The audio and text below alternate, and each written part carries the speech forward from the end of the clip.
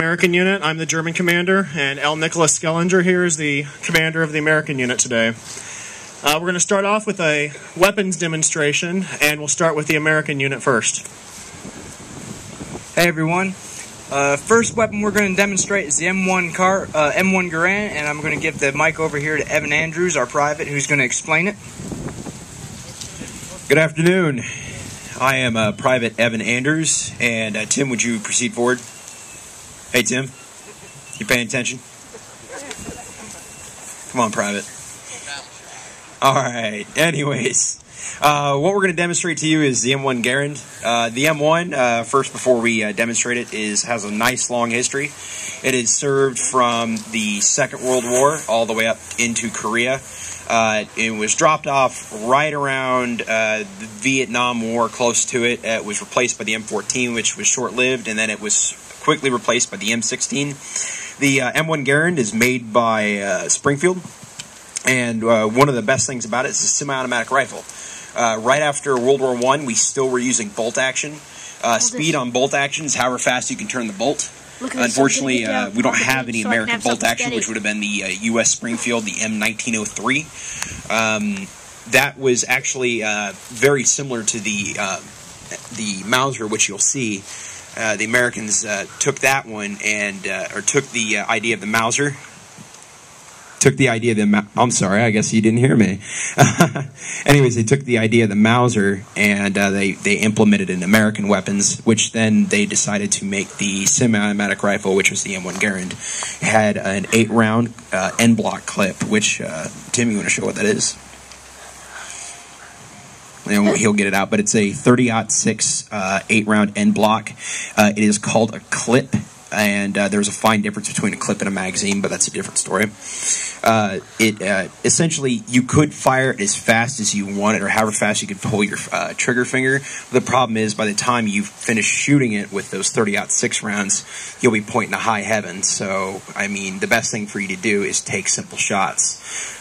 So, when you see us reenacting today, and you'll see us firing off fast, it's just kind of for show, but the real deal is you see a lot of videos, most of the time you'll see accurate slow shots.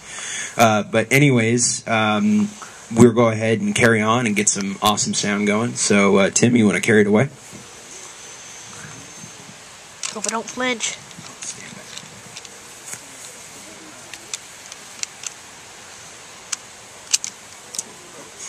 One thing I forgot to address about the M1 while he's trying to load this is that there's a very infamous thing about the M1 hopefully Tim won't experience. It's called M1 thumb.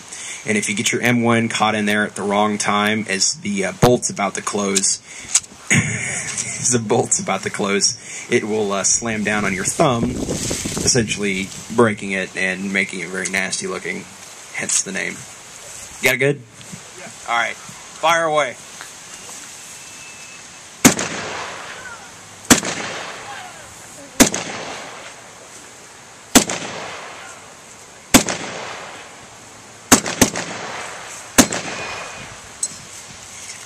One final thing I do want to address is how you heard that end block pop out.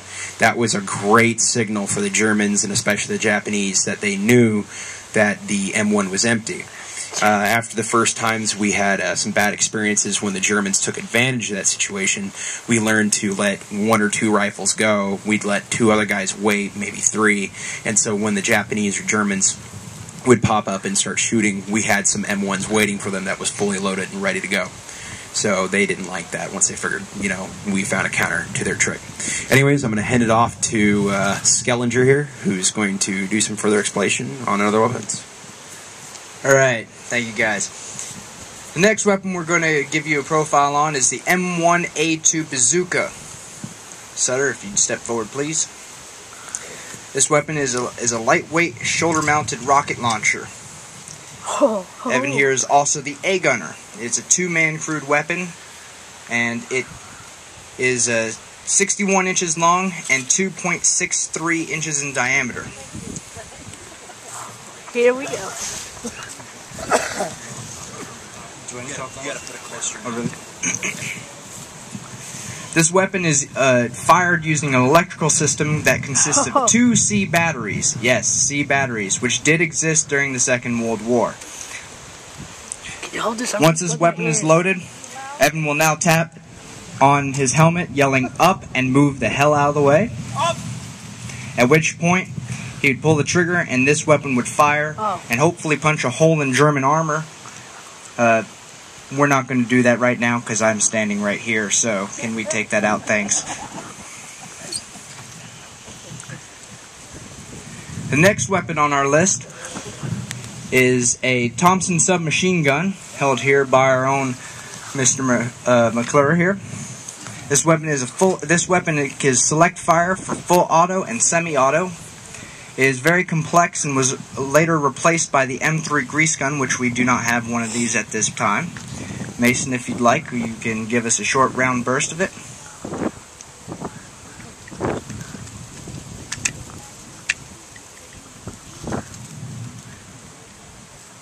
Charge it.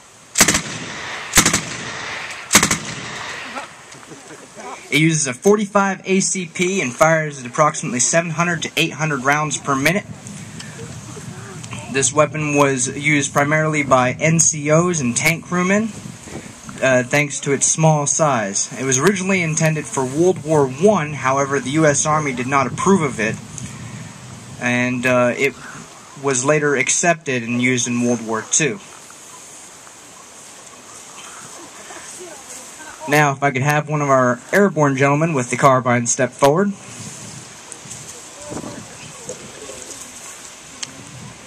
This one?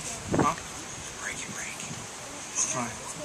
We have the 2 different versions of the M1 carbine here, one with fold-up stock used by airborne troops, and one with the solid wooden stock used by ground forces. This one is the M1A1, and this one's simply known as the M1.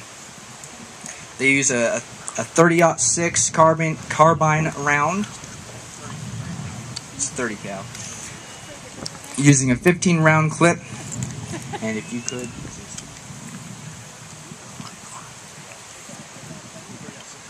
I got this one. I'm going to show you the difference between the 2 rounds and their length. This is the.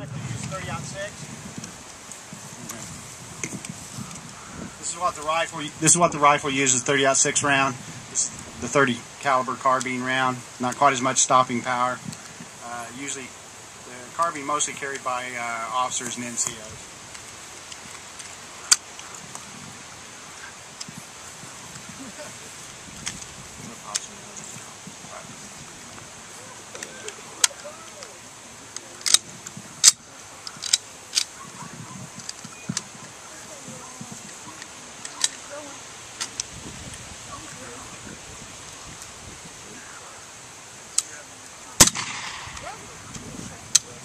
Oh, you're dead.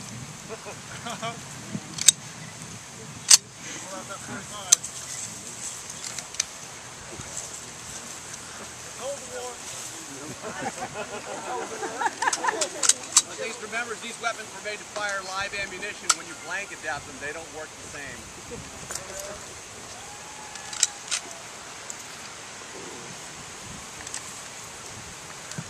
When you blank adapt weapons, they're a lot harder to operate, and it's actually just a lot harder to feed. So our gentleman over here, he's definitely correct. It's hard to really fire blanks through these weapons.